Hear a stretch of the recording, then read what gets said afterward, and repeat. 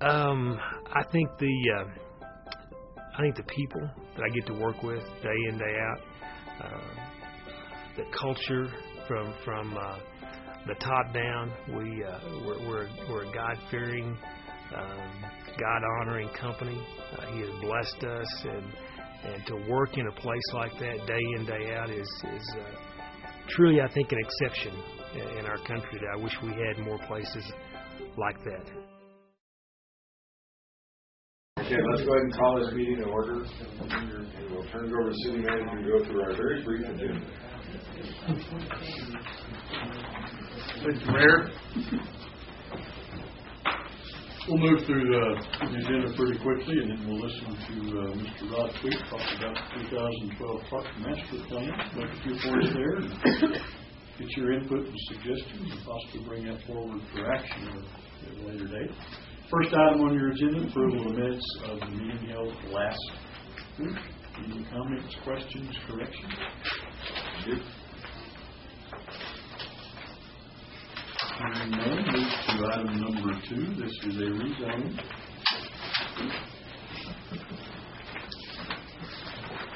And we have the map. I think it's right before tab A. Is your colored map out there.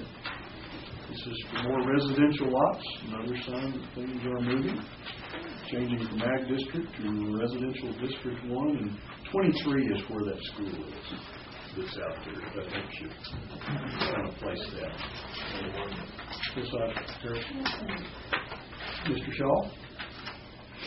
This request is just simply a continuation of the subdivision, the Hillside Terrace subdivision. This is the first set of lots that they're actually requesting to be zoned R1, which is our biggest besides agricultural zoning, which is our largest lot, residential lot zoning. It's a minimum of 7,500 square feet. But as they transition in towards the middle of the section, they've gone from townhomes to smaller lots, R2, R3, and then now they're going for the larger lots, which is common with our transitional zoning and development, usually for the residential areas. Minimum how many square feet? 7,500 square feet. Oh. They're pretty optimistic. Like how many families? So this is just a continuation of that residential zoning, and it fits within our comprehensive plan recommendations, our regional zoning patterns, and Planning and Zoning Commission recommended approval unanimously. Questions on this one? Moving right along, and recall that you recently did the zoning for just north of what's on that page for that higher density development up there. So things are really starting to move. Is that area at the lower end, the south end of 23? I see that outline of the baseball fields. They're not there anymore. Just some throw-out baseball fields. There's 4 of them in the corners of that south half of that lot. Are you sure that's not? Well, I don't know what it is. Extraterrestrial. Might be. It might be. That must be what it is, because it's Halloween time. So I think obviously the school's already there. I think some of that you might be looking at as some parking lots, but I think they also have a play. You don't have a play area there yet? Okay, so that's the park area is on. It's number 1, the little one to the north. And I think you're seeing the concrete islands. Yeah, I think the parking lot, if you're talking about around the school, I think those are just parking lots.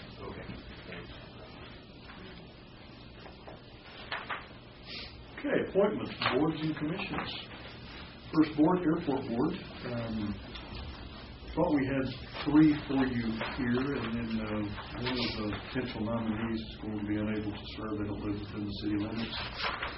We do have Mr. Jim Mitchell, who's eligible for a reappointment and willing to accept such if we so choose. And we have the name of Mr. Dwayne Rosa as well. So if you would today, I might ask that you make reappointment, if that's your pleasure, and then appoint Mr. Rosa for one of those two positions, and we'll continue work on bringing you back a final nominee.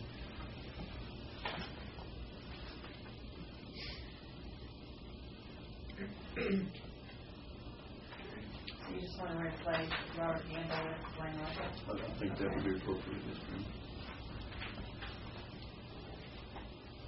Community Development Advisory Committee, we have a vacancy. Mr. Chuck Parr has resigned.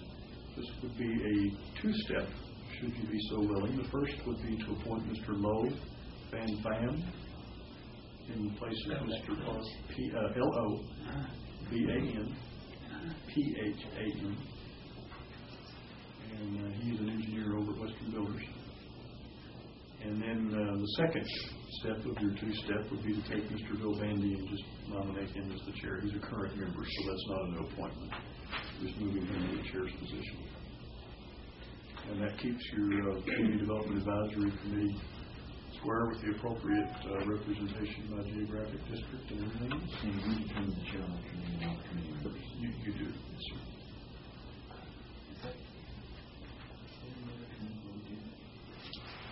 You do that on the tiers.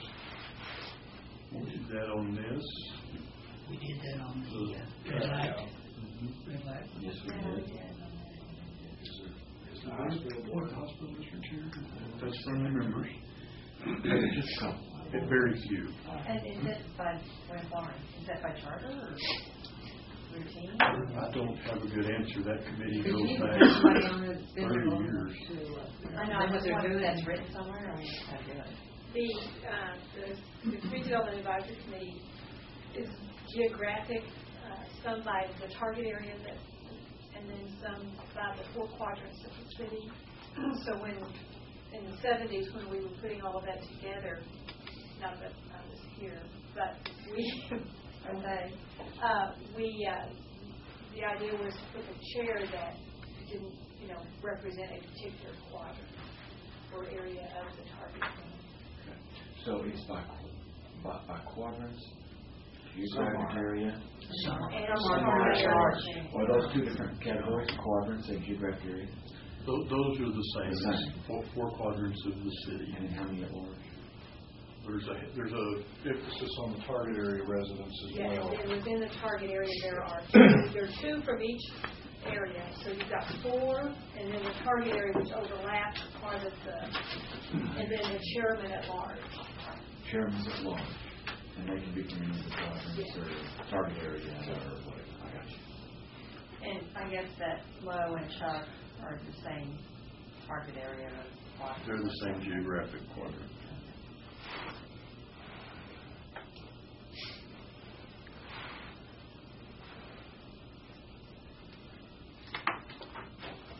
Not to be outdone by Commissioner Sims' briefcase we have.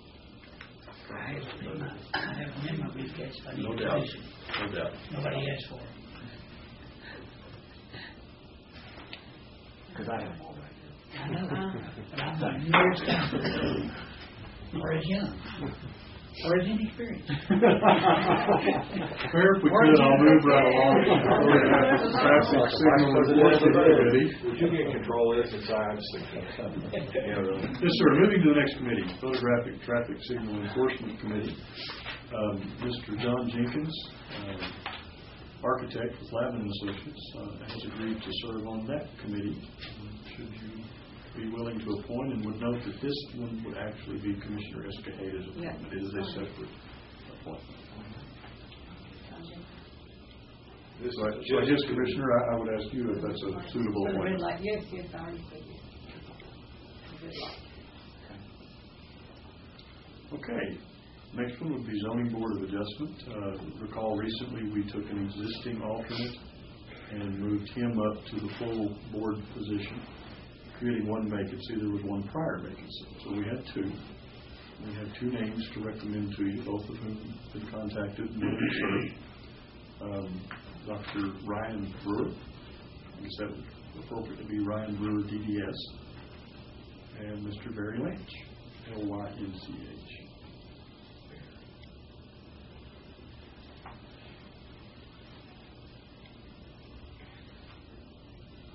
questions on your boards and commissions? So we're looking for an airport board. We're one short on that, and then the ones we have on the back page list.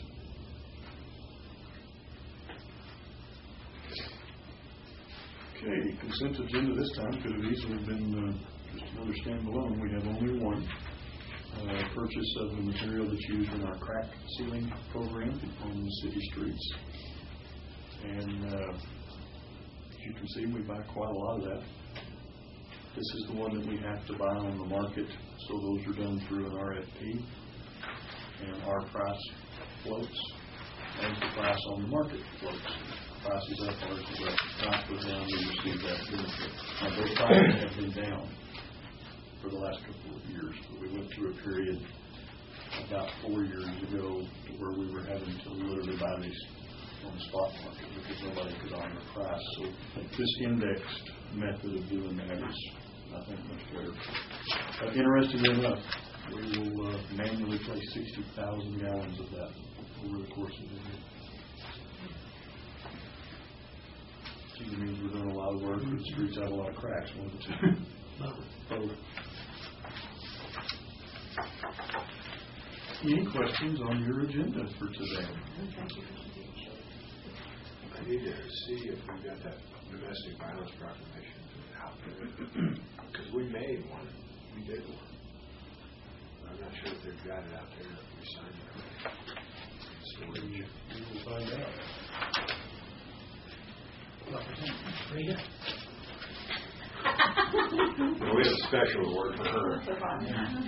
So does the Lord. You're right. Oh, you're being told us now, huh?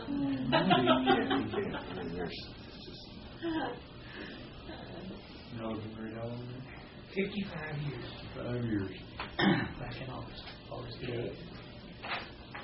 How old were they again? When you got married? 16. I love that. And it worked. We know how you got through it, drinking all that whiskey. I just wondering how Frida has made it. Special reward. Outdo me. Okay. Good meeting. I can tell. I'm enjoying this meeting. I'm delighted. We're going to have to keep everybody separated. If we could, I'd like to turn it over to Rod and have Rod go over your 2012 Park Master Plan update. I think everybody has had that. Before we get started, I know everybody read this word for word, right? Mm-hmm. So you wouldn't know what was going on.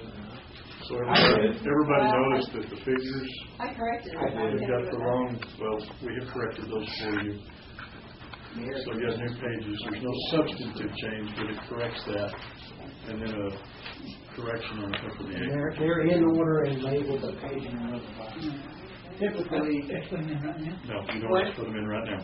when asked to do a park and recreation talk, whether it be civic organizations or whatever, usually do an activity as the recreation component of the talk. So today your activity is to see if you can place the numbers in the binder and give you something like that.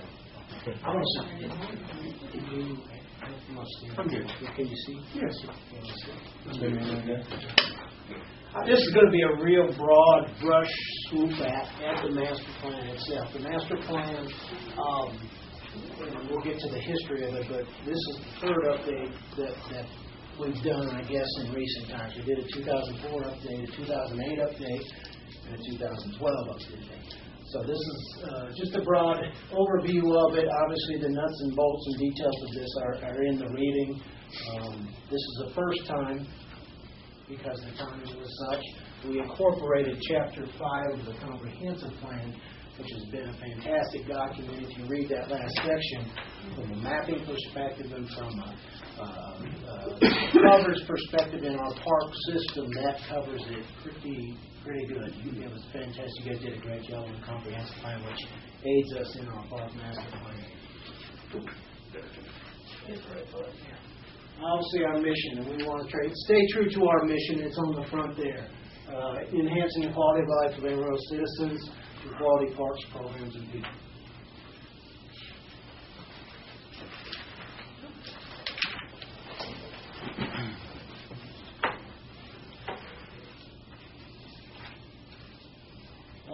What's the purpose of it? Obviously, it provides comprehensive guide for future growth and development of the Amarillo Parks and Recreation inventory system.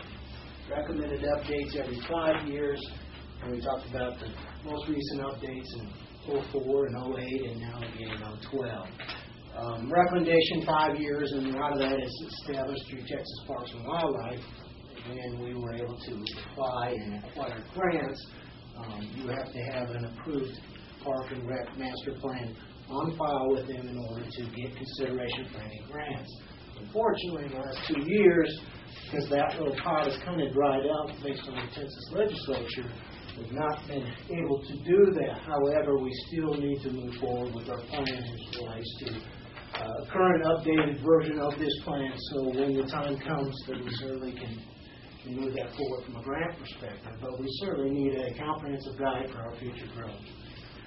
What is our process? These are the key points, and you'll see them basically chaptered out here in your plan. What we did in the master plan process. Certainly we evaluated and updated our policy and objectives that support our mission. There's currently 11. What we did in the 2012 update is we added 2 policies and objectives to support those policies, and we'll get to those here in a little bit. We updated our park system acres, our classifications, and our standards, although our standards stayed the same. The standards are the NRPA, National Recreation Park Association standards that define parks. And you'll see it detailed out in your plan how we define a linear park, a school park, a neighborhood park, a regional park, and a community park. And you'll see that also in the comprehensive plan. We identified future park development, and you'll see a map of that we've identified areas and locations within our community based on growth from the comprehensive plan, based on our enrollment numbers from the school districts, based on, our relationship from the school districts and where future schools may be, that may identify and direct us in park development. Obviously, updated our population growth, and more importantly, we compared our inventory data, which is our acres, total acres, our total facilities, how many facilities we have, versus our population, and then compared to the national standard. Now, that national standard is only a benchmark. It's not a mandatory just because the national standard says you have to have 25 softball fields. If you live in a community, obviously, that has no interest in softball, you probably don't want the national standard. But it is a benchmark for us to compare us to based on other input that we take in from our citizens. Updated demographics, we have 2011 school enrollment data. As you all know, we've got 5 school districts within the city of Amarillo. We've got 24 school parks with the Amarillo Independent School District, and an additional 4 with the Canyon Independent School District. We do not have parks yet with some of the Bushland, River Road, and Highland Park. We sought input in order to improve the parks programs and facilities, and that input was got through a survey that we presented in our 4 input meetings that we did for the master plan in the spring. The actual survey is in the master plan with the results itself. And then, of course, developed a 5-year capital improvement program plan that provides and identifies the needs in which we've established in the master plan itself. Okay, factors that we considered when that influence park system development. Obviously, our relationship with the school district here. From a joint development standpoint, we've got 28 school parks that we share.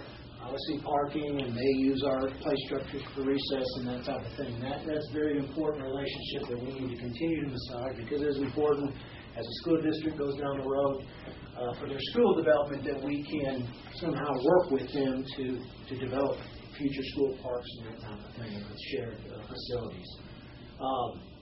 Bike master plan, and Jared and I talked a little bit about that.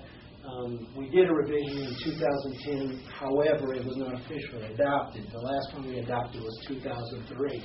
How does that play into the master plan? Well, I think ideally a community wants our parks, and at least the majority of parks, connected by a hike and bike trail so that people can go from park to park in a safe manner on their bike. So that's something that we'll revisit upon Chair's direction and bring that back to you, see if how and when and if we can even accomplish that or accomplish that to the majority of our parks. Obviously, we're sensitive up here at Playa Lake in our Playa Lake policies. We certainly want to maintain those as native as possible when we do our developments, whether it be park or city as a whole.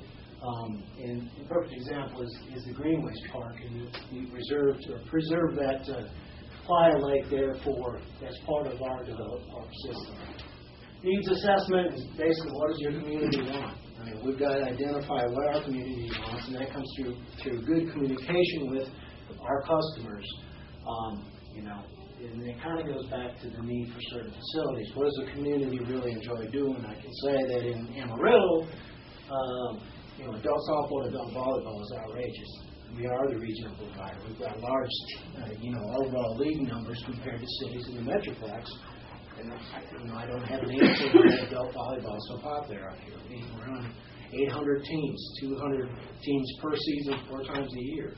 But down in McKinney, I couldn't get hardly adult volleyball started. So that just goes to show specific interest in the community.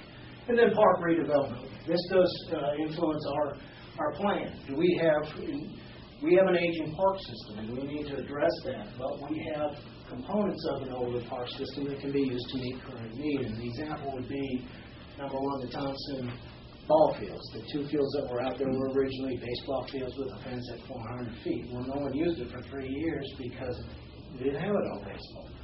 And we had the new recline complex. So we converted those 2 fields, brought in the fences to 200 foot, had the girls fast pitch using them, resodded, re-irrigated, which allowed us to reuse those 2 fields. And it's one of the better fields now for girls softball. Another example is Bonesville Swimming Pool. Well, realized that our participation in swimming was going down there, our budget was going up to operate it, and the interest now in the trend was splash pads. So we used the existing plumbing and the filtration system, and now we've got something that's functional that we've developed into something that's good. Futsal courts. We took old tennis courts and made basically a fenced-in soccer little arena for adults to play soccer on this tennis court that's confined within the fenced area. So we're looking at those as we redevelop what we did.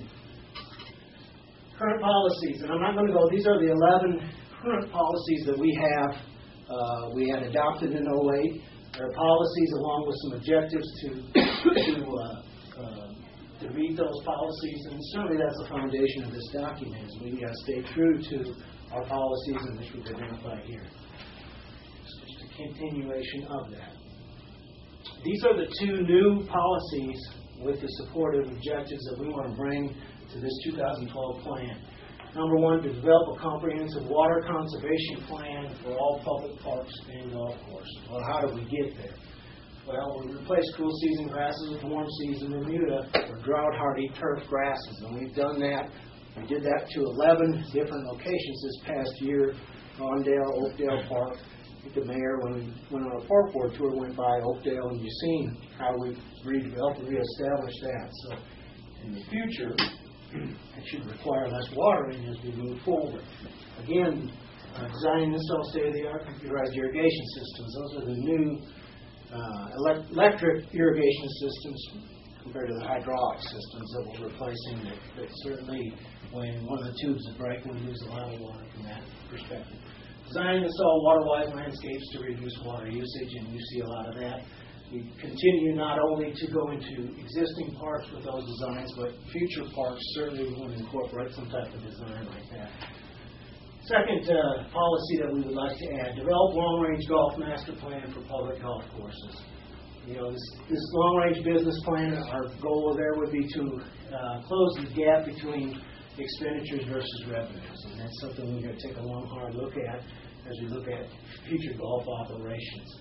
In addition, develop a marketing plan for both public golf courses, and we were approved, and we appreciate the money that was approved in the capital budget this year for increased marketing, and getting our story out there, specials, and getting our name out in the community as well as to golf. Park master plan. We talked about park system acres, classifications, and we'll get to the standards. However, they did stay the same. Our acreage did increase slightly. Those are total dedicated acres. versus developed and undeveloped acres here in the inventory of parks here in Amarillo.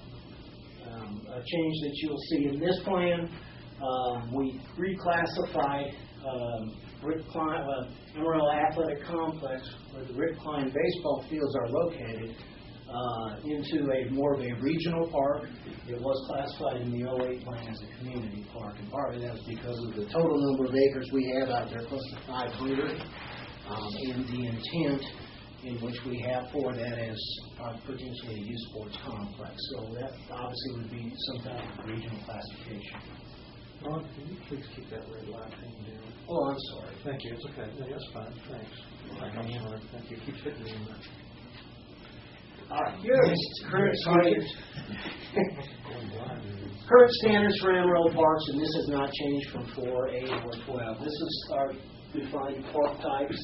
We have minimum areas per that defined category. The people to acre ratio, in which the national standard suggests, and then certainly the service area for each individual park type is provided there from a park perspective. These standards have not changed since the past one. Taking our current parks and we put them in the classifications, here's what you have. Here you see us, the athletic complex was in 8, a community park now becomes here as a regional park. So you see the increase there. That's really the only difference from a classification perspective. Future park acre needs. Again, you have our park type as they're defined. We have our existing supply as of today with current acres. Population as of today. What this suggests as a benchmark for acres per 1,000 residents. And then basically see just a minor shortfall of about a deficit of about 273 acres as it relates to community, neighborhood, and school parks. Future needs in 2020 with an estimated population of about 218,000. And honestly, if we weren't to add anything in the next 8 years, then you're going to see a little bit of a deficit there. The NRPA does not give standards for regional parks. Regional parks are huge parks. They could be upwards of several hundred acres. I will say, although we show a minor deficit there in total acres in those 3 categories, that from a regional perspective, we still have 600 undeveloped acres in our regional parks. So from that perspective, if you look at it all in the big picture, I think we're sitting pretty good. Of course, the demographics here is population numbers, 2008 to 2020, as well as the enrollment numbers from AISD. As you see in that period from 7 to 11, there's about 2,000 increase in the enrollment at AISD. These are the Canyon Independent School District, where we have a current school park, 7 enrollment, 3951, and again an increase there in enrollment in those 4 schools in 2011. Again, we included, as we talked about, the recommended facility development standards, and that's, again, going back to the National Recreation Park Association. Their recommendation has types of facilities, fields, courts recommended per population, and it varies in different. And it doesn't exactly, it won't come out if you divide the number. Basically, we looked at what the recommendation was. We took into account the number of teams that are currently playing and anticipated, obviously field increases based on current and projected participation, in addition to the standards established by NRPA. What we show here is a shortfall a little bit on the baseball fields, and I go back to soccer fields, a little bit of shortfall there. Now that's somewhat misleading because the trend now, and Michael can attest to that, is a smaller field versus a regulation field. So when we bring on the new 4 fields out at the Amarillo Athletic Complex, that's really bringing on about 12 fields, because we can divide those up accordingly, because your smaller fields are servicing the high population of younger kids who are starting soccer. So it's somewhat misleading when you're looking at it. So that would be the comparison there with our facility and development standards. Proposed future park sites is included. These are the areas that we have defined as potentially available for future parks. We obviously do not own property here. Probably the emphasis right now would be on 2 in the colonies and 3 on what was referred to as Pheasant Run, and that's particularly because of the build-out in the colonies area and the potential maybe for a partnership with the school district as they currently own property there. So that's why that was identified. Number 3 is the Pheasant Run Fox Ridge Edition, and because of that is pretty much built out there, and with the concentration of population, that probably would be one of the higher priorities as well. Now, areas 4 and 5 are just areas because of the community growth in that area that we would want to identify as a particular piece of property or partner with somebody for a future park. Talk a little bit about the citizen input survey. Again, that is in the master plan itself. These were distributed at the 4 locations that we did the input meetings for this spring for the master plan at these particular locations, in which we had 73 surveys completed. Okay, now with the plan, how do we implement it? Again, we talked about a strong joint use with the school districts. We've got to maintain that, and we'll maintain that relationship because we work together. We use their gyms, obviously. Without a rec center currently, we use their gyms for our adult volleyball and adult basketball, whereas they're using our golf courses. They use Thompson for cross-country and in various activities. And we do have a good relationship, but I think we can actually maybe, personally would like to see some more access maybe to their synthetic turf fields and some of those other relationships that we can go, but we've got to continue to monitor that and see what strides we can do there. Seek effective means of communication with our citizens with the emphasis on customer service. And with today's technology, there should be no excuse why we can't get the input almost instantaneously for a customer. When they're playing ball, doing a program, attending a park, there are ways that we need to continue to grow that from a technology standpoint, as well as the old-fashioned way, getting out in the community and telling our story and getting feedback for improvement.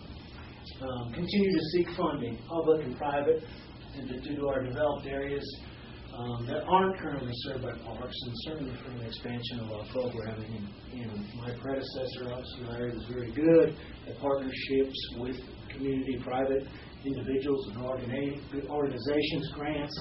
We need to continue to stroke that relationship so we have that funding to support, to add to the public funding that we currently have to expand our programs and develop park areas.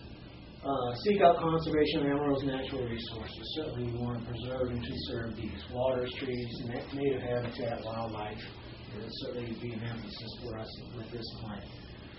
Identify recommendations from the city's 2010 City of Amarillo Comprehensive Plan, Chapter 5, to include consideration of potentially a parkland dedication ordinance in the future, which potentially could give us park land as development continues throughout our community to maybe get some of that parkland for the development as opposed to having to buy it or negotiate for it with the school district. So that's something, there was a recommendation of the comprehensive plan that may be a consideration.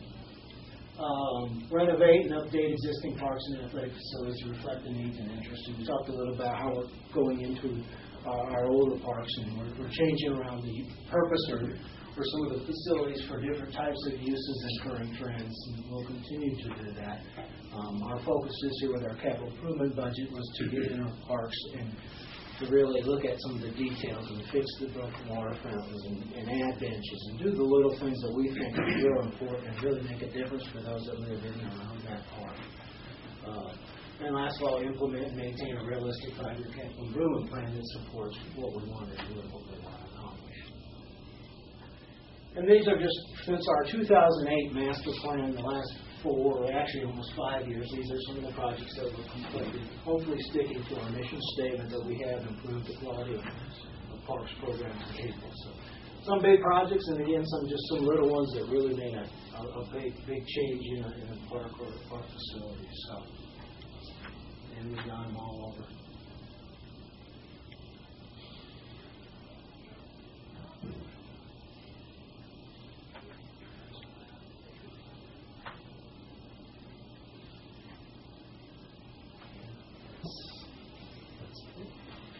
question.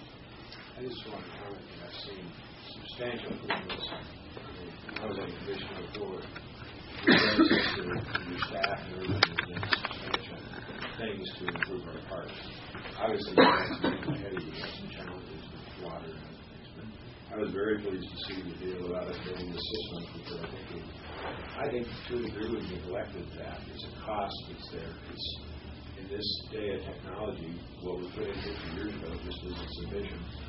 Going out there and turning on the water system by hand and turning it off is can be improved on dramatically and get some savings, I think, do it and protect our investments, our assets that are there. So I think you're doing a good job.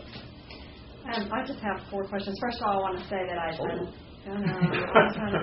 I love the water-wise plans. That's all so great. And the Playa Lake, we hear people ask about that all the time. That's so great. And the Parks Department in the last several years I've seen instances where they've been really responsive in neighborhoods with requests. So that's all great. I just have 4 questions about what you were talking about. The 2 acres per 1,000 people, standards you were talking about. Do we meet those now, or is that our goal? And now, I'm sorry, I probably didn't explain that. We're at a deficit of I think it was 232 acre deficit if you look at the numbers for those school, neighborhood, and community parks. But on the backside of that, our regional parks, we've got, like I said, 600 of undeveloped acreage that certainly would compensate, I guess. If you look in the chapter 5 there, that last section, there's a very good map that the comprehensive plan has done, and it identifies all the park, and then it puts a circle around the service areas of those particular parks based on, the mileage and the definition of the park itself. And you'll see there is a few gaps there that basically, based on the standards, are not serviced for that particular neighborhood or school park. But for the most part, it's pretty good coverage, and that certainly can be picked up and compensated from a regional park standpoint. When I got on the commission, I was surprised to see a hike and bike lane in the Parks Department. How does that translate over? How do you work with the streets and the traffic? And do y'all all work together for that? How's that cooperation? I'll speak to that briefly. I think that was one of the areas the Parks Department's Parks Commission started in 2003. And really there's been more implementation of that than what I think is commonly visible. A little over 60 miles of roads have been done. But as they worked through to that 2000 version, I think that's where we realized there were some inconsistencies as it related to the use of a public street. And to me, going forward from here on that needs to be something under the purview of traffic, but it needs to be with very significant input from the Parks Group. And one of the detailed deals in here talks about, trying to build the linkage between the different park facilities that we've got good facilities, but we don't have them probably linked as well as we would like to. One of the common examples is tying rails to trails somehow to Meta Park, and from Meta Park somehow tying out to that big one that goes from Coulter to Sonsi on 9. And those are not huge gaps in terms of, feet and miles, but traffic-wise, they're gaps. And I don't think we'll fix that as a parks solution. That needs to be a traffic solution. But you're not necessarily talking about connecting Olson Park with the one at Ridgecrest School. No, and in fact, Rod's work in here, talks about you don't connect across things that are truly barriers. You don't want to tie Belmar Park at a school park to rails to trails without 40 in between. That's probably not the best way to do that. Well, but there are ability to do that over Avondale. That's how I go. There is over Avondale. Yeah, it's the only real route that's safe, but it's possible. So I just think exploring those things in the future, and it is a function of traffic more than parks at this point. But it ties together because then once you get out of the traffic and you're trying to get into the park and you have to stop and hop your curb, and nobody's made provisions for that. The pedestrian crossing signals that have to be manually activated and are difficult to access from a bicycle. Well, that's true on rails to trails, and it's true in others. We'll get a lot more use and do it safely if we just do a few little tweaks. But you're right, it comes back to traffic. And certainly a feature of the comprehensive plan. Hugh, I'm sorry, you finished your question? Just two real quick ones. Any green space for downtown? There's a potential green space that's not in here. Several. Well, that'd be awesome. In the plans, you didn't see that. Possibilities. Yeah, there's a large one in the overall conceptual plan. There's a green space. There's about 4 little ones, but they're all potential and have to be developed. That's going to be important for people to live down there. Then why not, you said instantaneous communication, that's going to be really important. So that means you're going to do social networking? I'd love to visit with you. Some things are moving on that, actually, Commissioner. I got beat over the head about that 2 Fridays ago. Not by me. Question that I didn't see when I perused this. I'm sure this has gone by your park committee. I would suggest, in order to recognize them and the hard work that they do and the time that they spend, and I realize these plans change, and it would be dated, but yet that we put a list of those members somewhere in this guide, and that's entirely up to you. I don't think that would be difficult at all. It would be the commission that voted on it. Yeah, they have. August. August. Yeah, I'll do that. I don't think it's a good idea. Something to highlight the significant changes in the last decade. Just one example is the zoo. There's others, but the zoo is incredible in the last decade. Well, in that survey, it was interesting how many, and I know it was a small sample, but how 58% of the respondents have been in the zoo within the last 6 or 12 months, whatever the question was. Yeah, it was pretty staggering. More questions? I had a few thoughts. Good I'd just presentation. throw out. Very nice. Well, that was the only other comment I'd make, and you all addressed it, was technology in the surveys, getting 73. There should be, I think, a pretty constant effort to get feedback. It'd be a different type of survey. Go online and get it, or you include it in the water bill once a year and say, send us back and tell us how to improve. We're getting comments from the neighborhoods about the parks where you're in the transition from cool to warm season grasses. There's been significant growth there in the last 9 months, but we still get comments from people about certain parts of the park, Belmars. I know you all are addressing those, but a lot of that goes hand in hand with this water deal too. How much water we're getting to that park.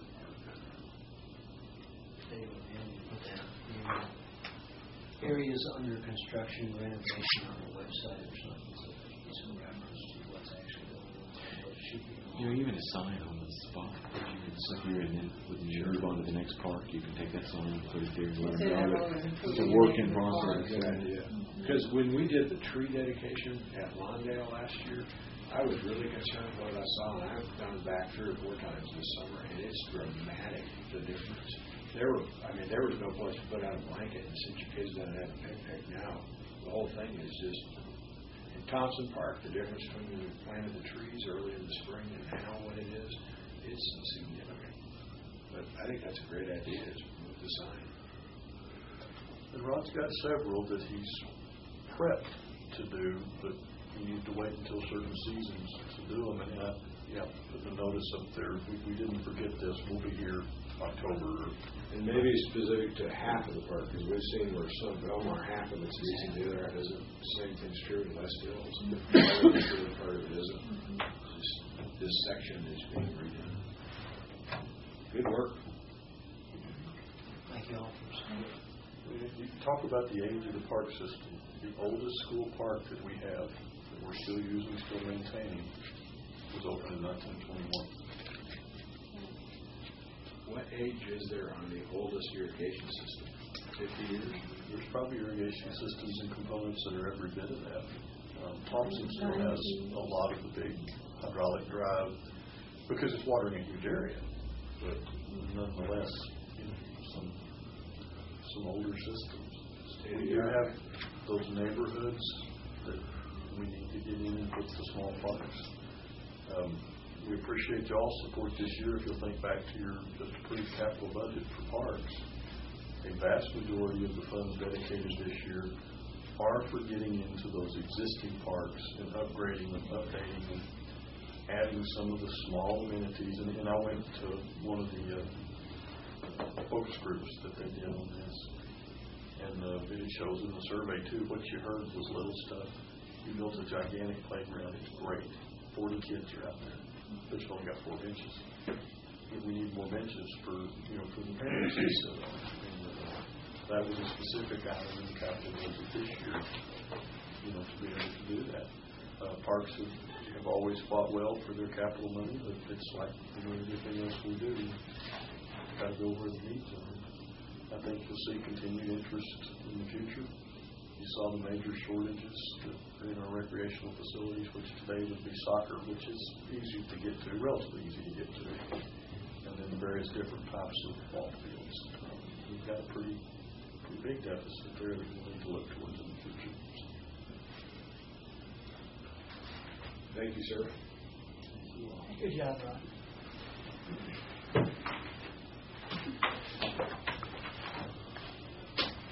Okay, Mayor, we do need a closed session today. Before we get to that, under considering your future agenda items, I want to put something up on the table.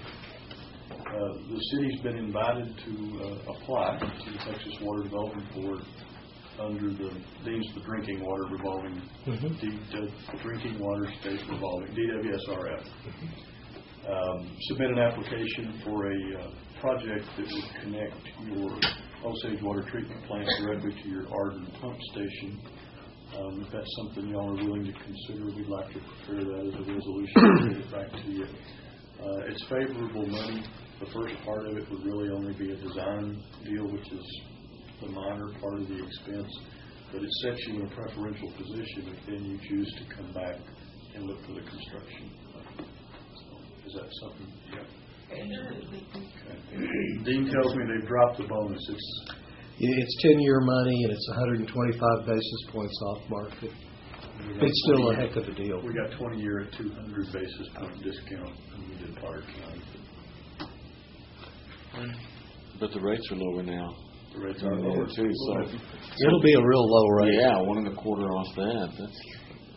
That's almost a pay. Thank you.